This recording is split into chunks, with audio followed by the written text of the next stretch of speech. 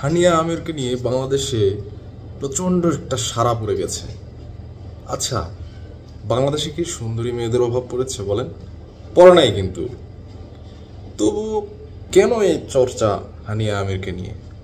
আসলে কি জানেন, এই যে নদীর এই পাশ থেকে ও পাশে সুখটা বেশি মনে হয় যে নদীর এই পাশ থেকে ও পাশে বেশি সুখ বা বেশি সুন্দর। সবকিছু এরকমই। যারা পাহাড়ে বাস করে তাদের মনে হয় যে একটু সমতলে থাকলে শান্তিতে থাকতে পারতাম, এবং যারা সমতলে থাকে তারা মনে হয় যে একটু পাহাড়ে 2-1 দিনের জন্য ঘুরতে আসে, এসে মনে করে কি সুন্দর পরিবেশ, আবহাওয়া। হ্যাঁ, বিষয়টা কিন্তু এমনই।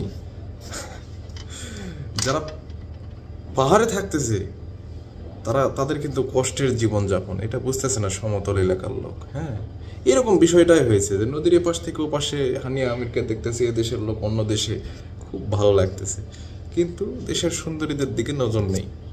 ঠিক আছে, নিজেদেরকে একটু রিপ্রেজেন্ট করুন, অন্য দেশ নিয়ে এত মাতামাতি কেন? নিজের দেশকে একটু মাতান, অন্য দেশ যাতে আমাদেরকে নিয়ে মাতে, এটাই বলতে চাই আর কি।